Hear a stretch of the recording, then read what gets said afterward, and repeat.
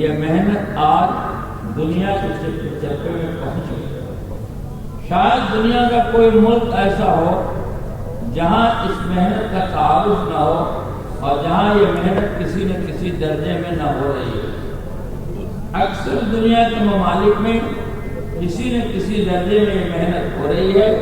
اور اس محنت کا تعارف ہے، اور اس کے نتیجے میں لاکھوں نہیں کروڑوں دل دماغ بدل گئے۔ کروڑوں لوگوں نے اپنی زندگیوں کے بدلنے کا ارادہ کیا۔ کم سے کم اتنا تو پوری دنیا میں ہوا کہ جو تیزی سے مسلمان اطلاع کی طرف جا رہا تھا، اللہ نے اس محنت کی برکت سے اس کو روک دیا۔ مسلمان کا دل دماغ یہ ہو گیا تھا کہ ملک مال سے زندگی بنتی ہے۔ یہ بات مسلمان کے دل دماغ میں پوری دنیا میں آ گئی کہ ملک مال سے زندگی نہیں بنتی، ایمان اعمال سے زندگی بنتی ہے۔ یہ ایک بہت بڑی بات ہے کہ یہ امت جو ارتداد کی طرف بڑھ رہی تھی، اس کا بڑھتا ہوا قدم رک گیا، بلکہ ایمان اور اسلام کی طرف یہ پلٹ گئی اور اس کے سینے میں پھر سے ایمان جمنے لگا اور اسلامی صفات اس کے جسم سے ظاہر ہونے لگے، اور اس کے نتیجے میں دنیا کے اندر سینکڑوں ایسے ممالک ہیں جہاں لاکھوں لوگوں کی زندگیاں بدلی ہیں اور بدل رہی ہیں۔ یہ چیز ہمیں بتا رہی ہے کہ یہ محنت جو رسول اللہ صلی اللہ علیہ وسلم نے کیا اور صحابہ نے کیا، اس ایمان اور اسلام کو لے کر کرنا، یہی ہماری زندگی ہے۔ ایمان اور اسلام کو لے کر بیٹھ جانا یہ موت، حرکت زندگی ہے، جمود موت، حرکت زندگی ہے، جمود موت ہے۔ رسول اللہ صلی اللہ علیہ وسلم نے اس امت کو جامد نہیں بنایا، متحرک بنایا۔ جو قوم متحرک ہوتی ہے وہ زندہ ہوتی ہے، جو جامد ہو جاتی ہے اس کی موت آ جاتی ہے، اور زندہ لاش کی طرح ہوتی ہے۔ ہمارے جمود نے ہم کو مردہ بنا دیا، نبی نے ہمیں متحرک کیا، جامد نہیں کیا، ایمان اور اسلام کو لے کے پھرنا سکھایا۔ ہمارے دل دماغ میں یہ بات آ گئی کہ ایمان اور اسلام برتنے کی چیز ہے، لے کے پھرنے کی چیز نہیں۔ آج بھی دماغوں میں یہ بات ہے کہ ایمان اسلام لے کر ہم اپنے گھروں پر عمل کریں گے، لے کے پھرنا کیا ضروری ہے؟ میرے بھائی اور دوستو، ہم اچھی طرح سمجھ لیں کہ دنیا کے 150 کروڑ مسلمان اگر ایمان اسلام کو لے کر اپنے گھروں پہ بیٹھ جائیں گے تو خود ان کے ایمان کا ذوق دور نہیں ہوگا۔ ایمان کا ذوق ایمان کی دعوت سے دور ہوگا، ایمان کا ذوق ایمان کی دعوت سے دور ہوگا، اور اسلام کی رسمیت اس کی مشق سے دور ہوگی۔ جب اس کی مشق کی جائے گی اور دنیا کے 450 کروڑ انسانوں کے لیے ایمان اسلام کا دروازہ نہیں۔ اس لیے ہر دل دماغ کو یہ بات اپنے اندر اتارنی ہوگی کہ اصل پھرنا، اصل نکلنا ہے۔ نبی پاک صلی اللہ علیہ وسلم اپنے صحابہ کے لیے انتہائی شفیق و مہربان، اور نبی کا دل ایسے بھی نرم ہوتا ہے اور اپنی امت کے لیے اس کے دل میں درد ہوتا ہے۔ جو امتی کا ہاتھ کاٹا جا رہا ہے، نبی صلی اللہ علیہ وسلم رو رہے ہیں۔ جو امتی کا ہاتھ کاٹا جا رہا ہے، آپ رو رہے ہیں۔ پوچھا گیا تو فرمایا میرے امتی کا ہاتھ کاٹا جائے میں رو تو کون ہوں؟ جس نبی کے دل میں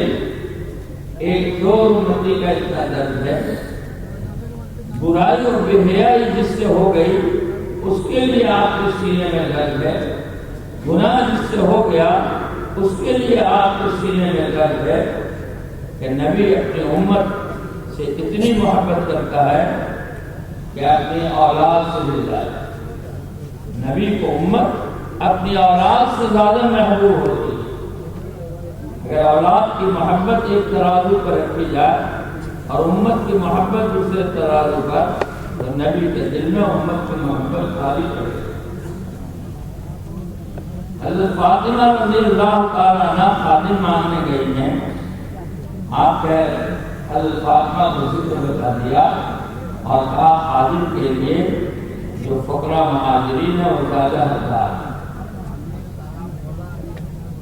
میرے بھائیوں بزرگوں دوستوں،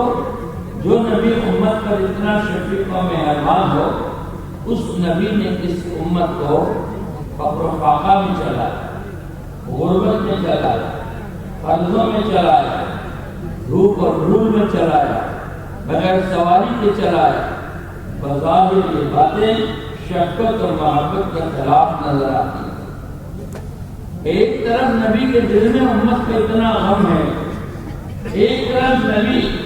امت سے اتنی محبت کرنے والے ہیں، ایک طرف نبی امت کے لیے اتنے غمخوار رونے والے ہیں، اور دوسری طرف ان کو گھر سے بے گھر کر دیا، وطن سے بے وطن کر دیا، کھیت سے بے کھیت کر دیا، دکان سے بے دکان کر دیا، ان کے گھر چیزوں اور سامانوں سے خالی کرا دیا، اور وہ اس حال میں پہنچ گئے غربت اور مسکنت میں کہ رات کو اندھیرے میں پیشاب کیا، کھر کھر کی آواز ہوئی، اٹھا کر روشنی میں لا کے دیکھا تو چمڑا تھا، اسی پر پیشاب کیا تھا، لیکن دھوپ ایسی تھی کہ اس کو دھو کے پاک کیا، اس کو جلایا، اس کا ستون بنایا اور کھایا، پیٹ پہ پتھر باندھ کے چلایا، پیر میں چیزیں باندھ کے چلایا، دھوپ اور دھول میں چلایا، وطن سے بے وطن کر دیا، گھر سے بے گھر کر دیا، بال بچوں سے دور کر دیا، عائزہ عارف سے دور کر دیا، چیزوں سامانوں سے دور کر دیا، مال وطن سے دور کر دیا، ایک سے سب کچھ چھوڑوا دیا مہاجرین سے، اور ایک سے سب کچھ لگوا دیا انصار سے۔ انصار کے گھر بھی خالی ہو گئے، مہاجرین کے گھر بھی خالی ہو گئے۔ 9 برس تک مسجد نبوی میں فجر، مغرب اور عشاء کی نماز اندھیرے میں ہوئی۔ کسی نے پوچھا کیا آپ کے گھروں میں تیل نہیں ہوتا تھا؟ بتایا اگر ہمارے گھر میں تیل ہوتا تو بھوک ایسی تھی کہ ہم پی لیتے تھے، چراغ نہیں جلا۔ نبی پاک صلی اللہ علیہ وسلم کے گھر کا یہ حال تھا کہ وہ 3 چاند اس گھر کے لوگ دیکھتے تھے اور کوئی پکانے کی چیز نہیں ہوتی۔ اس حال میں امت کو چلایا ہے، اس سے یہ بات ظاہر ہو رہی ہے کہ دعوت بالبصیرہ ہے، ادعو الی اللہ علی بصیرت۔ نبی کے پاس اس کی محنت کی بصیرت ہوتی ہے۔ بصیرت کہتے ہیں دیکھے سے جیسا یقین ہوتا ہے، بن دیکھے ایسے یقین کا ہونا، اس کو بصیرت کہتے ہیں۔ بصیرت بصارت دیکھنے سے تعلق ہے، جیسے یہ شامیانہ آنکھ سے نظر آ رہا ہے اور ہم کو اس کا یقین ہے، یہ مائک آنکھ سے نظر آ رہا، ہم کو اس کا یقین ہے۔ آنکھ کے دیکھے سے جو یقین ہوتا ہے، بن دیکھے اس یقین کا دل میں پیدا ہونا، اس کو بصیرت کہتے ہیں۔ دعوت کی محنت میں نبی کی بصیرت یہ ہوتی ہے کہ نبی کو دنیا اور آخرت کے تمام مسئلے کا حل ایمان اور اسلام کی محنت میں دکھائی دیتا ہے۔ نبی کا دل کا یقین یہ کہتا ہے کہ انسانیت کے مسئلے کا حل ایمان اور اسلام کی دعوت میں، اس امت کے مسئلے کا حل ایمان اسلام کی دعوت میں ہے۔ یہ نبی کا دل کا یقین کہہ رہا تھا، یہ ان کی بصیرت کہہ رہی تھی۔ اس لیے نبی پاک صلی اللہ علیہ وسلم نے ایمان اسلام کی محنت میں ان کو وطن سے بے وطن ہونا پسند کیا، لیکن ایمان اور اسلام کی محنت سے نہیں، گھر سے بے گھر ہونا پسند کیا، خاندان سے بھی بچوں سے جدا ہونا پسند کیا، چیزوں اور سامانوں سے خالی ہو جانا پسند کیا، دھول اور دھوپ کو پسند کیا، بھوک اور پیاس کو پسند کیا، پیٹ کے پتھر باندھ کے پھرنا پسند کیا، پیر میں چیچڑ باندھ کے پھرنا پسند کیا،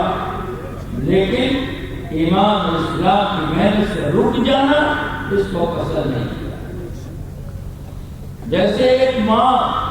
اپنی تمام شفقتوں اور تمام محبتوں اور تمام ہمدردیوں کے باوجود اپنے بیٹے کے پھوڑے کا آپریشن کراتی ہے، جب وہ چیختا چلاتا ہے تو روتی بھی ہے، لیکن کڑی دوائیں بھی پلاتی ہے، کیونکہ اس کے دل کا یقین یہ کہتا ہے کہ اس پھوڑے کا آپریشن ضروری ہے، اگر اس کا آپریشن نہیں ہوا تو اس کی زندگی خطرے میں ہے، اس کی زندگی کی بقا اور تحفظ اس میں ہے کہ اس کے پھوڑے کا آپریشن کیا جائے۔ جب بچہ روتا ہے تو اس کے درد میں ماں بھی روتی ہے، لیکن ڈاکٹر سے یہ نہیں کہتی کہ چھوڑ۔ نبی پاک صلی اللہ علیہ وسلم کی بصیرت کی آنکھ اور آپ کے دل کا یقین یہ کہہ رہا تھا کہ ان کی دنیا اور آخرت کی زندگی کا بننا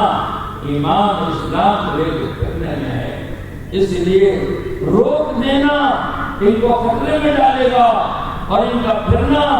ان کو چمکائے گا، ان کو قیادت، نعمت، سیادت، سعادت اور خلافت سے نوازے گا، ان کا پھرنا ان کو بلند کرے گا، ان کا پھرنا ان کو باحیثیت کرے گا، ان کا پھرنا ان کو بامقام کرے گا، ان کا پھرنا ان کو عزت دلائے گا، ان کا پھرنا دنیا اور آخرت کے مسائل کو حل کرائے گا۔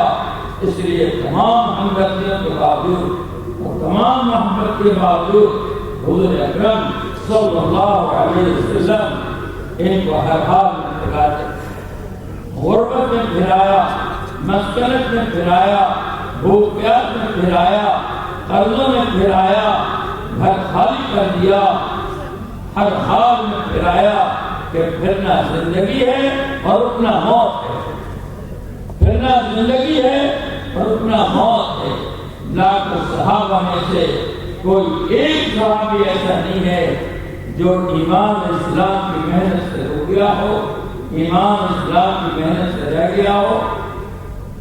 جوان بھی پھرے ہیں، بوڑھے بھی پھرے ہیں، معذور بھی پھرے ہیں، مریض بھی پھرے ہیں، فقیر بھی پھرے ہیں، مسکین بھی پھرے ہیں، بچے بھی پھرے ہیں اور عورتیں بھی پھری ہیں، سب کو پھرایا، کسی کو چین سے بیٹھنے نہیں دیا، اور دل دماغ میں یہ بات نوشت کرا دیا، دل دماغ میں یہ بات بھر دیا کہ تمہاری اصل پھرنا ہے، تمہارا اصل پھرنا ہے۔ بچے ہو کر پھرو، جوان ہو کر پھرو، بوڑھے ہو کر پھرو، معذور ہو کر پھرو، مریض ہو کر پھرو، عورت ہو کر پھرو، قرضوں میں پھرو، بھوک میں پھرو، پیاس میں پھرو، پتھر باندھ کے پھرو، چیچڑے باندھ کے پھرو، ہر حال میں پھرو، پھرنا تمہاری زندگی ہے۔ اگر دنیا میں آخرت میں اپنی زندگی کا بننا دیکھنا چاہتے ہو تو تمہاری زندگی کا بننا پھرنا ہے۔ نبی نے یہ بات ان کے دل دماغ میں بیٹھا، وہ سمجھ گئے میری بقا، میرا تحفظ، میری ترقی، میرا بامقام ہونا یہ پھرنے کے اندر ہے۔ پھرنا ہماری زندگی کو بنائے گا اور رک جانا ہماری زندگی کو موت کی گھاٹ میں ڈال دے گا۔ اس لیے نبی پاک صلی اللہ